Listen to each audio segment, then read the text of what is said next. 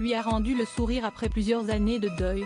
Très touché par la mort de son ex-femme Caroline en 2005, Olivier de Kersauzon a vu sa vie changer 3 ans plus tard lors de sa rencontre avec la belle Sandra, qu'il a finalement épousée en 2013 et 2014 après avoir déménagé par amour en Polynésie, où elle est née et où ils se sont rencontrés.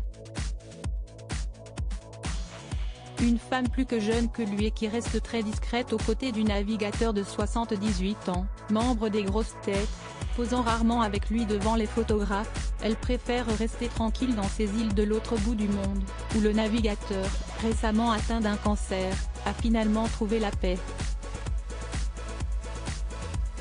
Le couple avait opéré une rare sortie publique en 2017, à l'occasion du déjeuner des conférenciers de la compagnie Ponant au restaurant Le Jules Verne à Paris.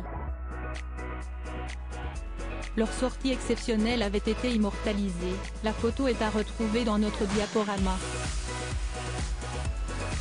Pendant 40 ans, j'ai vécu uniquement préoccupé par les choses de la mer et des bateaux.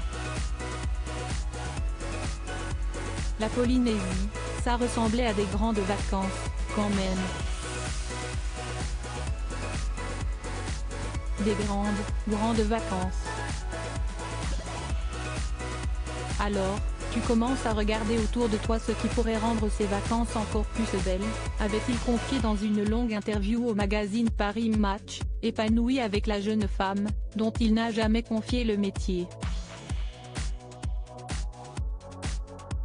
Mais même s'il reste discret sur les circonstances de leur rencontre ou sur ce que sa femme vit au quotidien, il n'avait pas pu s'empêcher de lui faire une jolie déclaration dans la même interview. Si tu as la chance de rencontrer quelqu'un avec qui une expérience aussi démente, car si dément, est possible, à mon avis, il faut la tenter, avait-il continué au sujet de celle qui aurait, selon lui, un don pour le jardinage. Je n'aurais pas peur du mariage. Et pour tenter l'expérience, Olivier de Kersauzon a mis toutes les chances de son côté, quittant la Bretagne, où il avait élu résidence depuis de nombreuses années. Le navigateur avait choisi de suivre sa femme dans les Tuamotu, notamment sur la petite île de Fakarava, où ils se sont mariés religieusement en 2014. Et ne le regrette pas, puisque nous avons la chance de vivre une vraie histoire, je vais essayer de la vivre plus loin. Si le mariage perdure, si est-il qu'il a des raisons d'exister. Il faut se donner la chance qu'une relation amoureuse soit encore plus forte, moins égoïste. Je n'aurais pas peur du mariage, ça ne peut être que mieux.